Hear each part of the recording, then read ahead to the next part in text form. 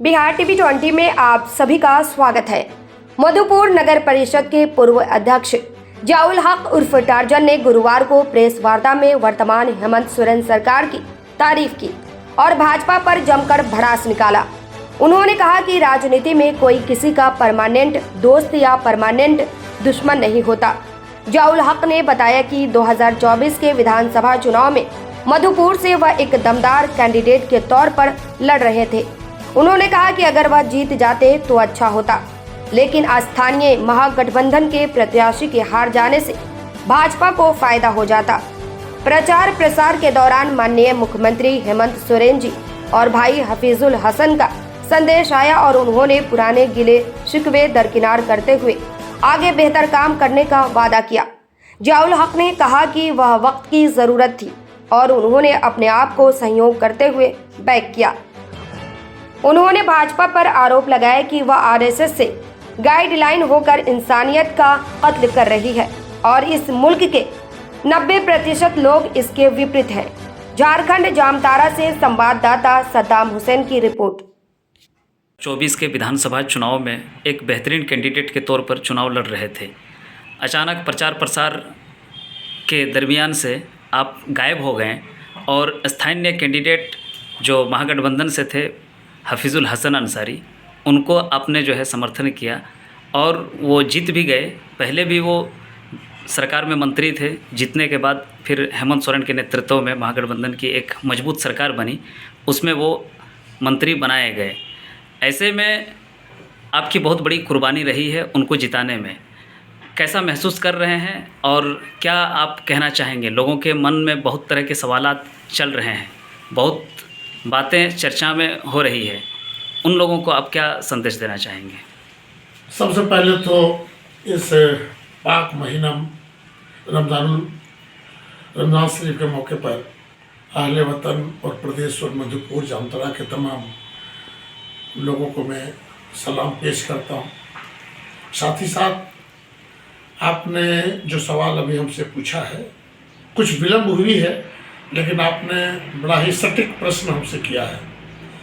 निश्चित रूप से मैं एक मजबूत दावेदारी विपक्ष के में रहकर लोगों का काम करना मैं करता आ रहा था और जो हालात थे, लोग मुझे चाहते भी थे और जो चुनावी कैंपेन जब हमारा शुरू हुआ तो कहीं न कहीं मुझे इस बात का एहसास होने लगा कि अगर मैं जीत जाता हूँ तो बहुत अच्छी बात, और अगर मैं हार जाता हूँ और हमारे अपने लोग भी हार जाते हैं, ऐसी परिस्थिति में यहाँ भारतीय जनता पार्टी चुनाव जीत जाती है। तो सियासत में न कोई परमानेंट दोस्त होता है, न कोई परमानेंट दुश्मन होता है। माननीय मुख्यमंत्री जी का संदेशा आया, हफीज़ भाई का संदेशा आया, हफीज़ भाई हमसे मिले भी और अपने जो पुराने गिले शिकवे थे उन्होंने दरकिनार करते हुए आगे हम दोनों मिलकर बेहतर काम करने का चलने का उन्होंने भी वादा किया और वो वादा निभा भी रहे हैं। तो वो वक्त की ज़रूरत थी, मैं मीडिया के माध्यम से मैं बता रहा हूँ, वक्त की ज़रूरत थी।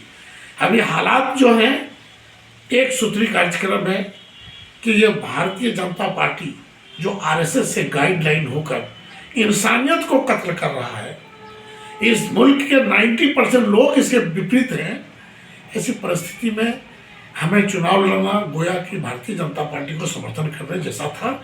इसलिए मैंने अपने आप को, अपना धैर्य संयम को रखते हुए अपने आप को बैक किया, क्योंकि जिस समाज की मैं लीडरशिप करता हूँ, जिन लोगों के लिए मैं लीडरशिप करता हूँ, आज वही लोग खतरे में, चूँकि संविधान खतरे में है। आज हमारे शेड्यूल कास्ट, हमारे शेड्यूल ट्राइब, हमारे ओबीसी, मुस्लिम अल्पसंख्यक, क्रिश्चियन, ये लोग खतरे में हैं।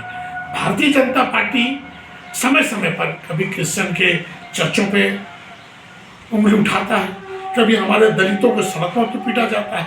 आप देख रहे हैं लगातार मुस्लिमों के मस्जिद, मुस्लिमों के इमाम बाड़ा, मुस्लिमों के कुरान, ऐसे पवित्र चीज़ों पर उन लोगों ने हाथ डाल दिया। आदिवासियों को आप देख रहे हैं टुकड़े टुकड़े में बांट के लड़ा रहा। ऐसी परिस्थिति में कुर्सी पाना बहुत बड़ी बात नहीं, दुश्मनी कभी भी निभाया जा सकता है। बात है कि दोस्ती निभाना बड़ी बात है। तो मैंने दोस्ती को निभाया और माननीय मुख्यमंत्री ने भी मुझे आश्वासन दिया है, आने वाला समय में निश्चित रूप से एक बेहतर पद से मुझे नवाजे जाएंगे।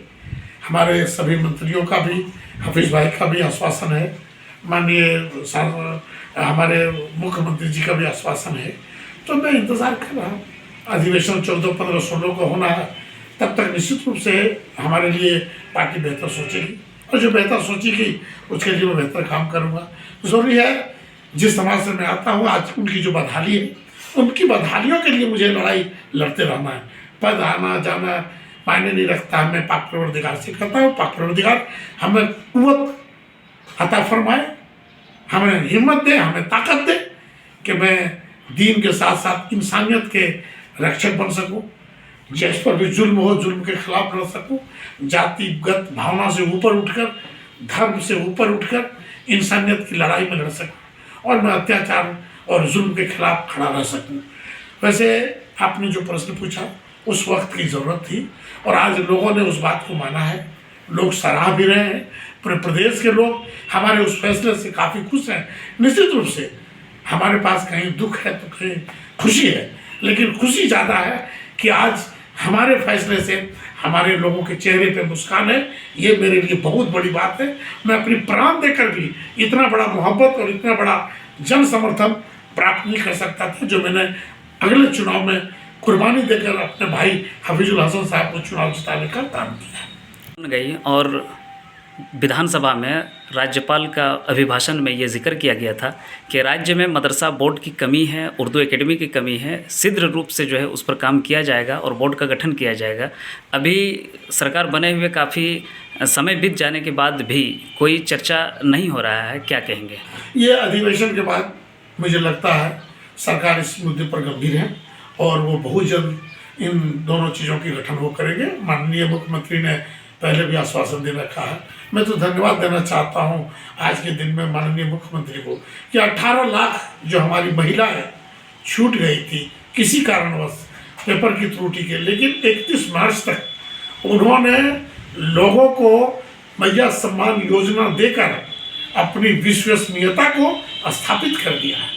अब 31 मार्च के बाद अगर किसी के पेपर में त्रुटि है, किसी का अगर वो योग्य नहीं है, वैसे लोगों का कटता है, उसके लिए माननीय मुख्यमंत्री की तरफ किसी की उंगली नहीं उठनी है।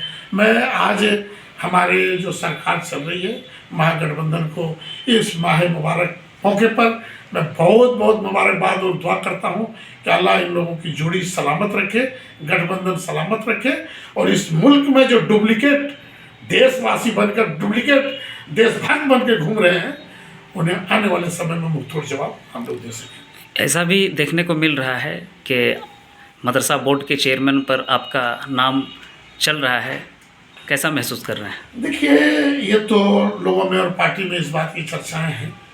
जब तक मुझे मिल नहीं जाता तो उस पर मैं कुछ कह नहीं सकता, कोई टिप्पणी नहीं कर सकता हूँ। लेकिन मैं दावे के साथ कहता हूँ, पार्टी जो भी हमें जिम्मेदारियाँ देगी, मेरा पहला प्राथमिकता होगा उस जिम्मेदारी को बखूबी निभाओ और धरातल तक उस बात को पहुँचाओ।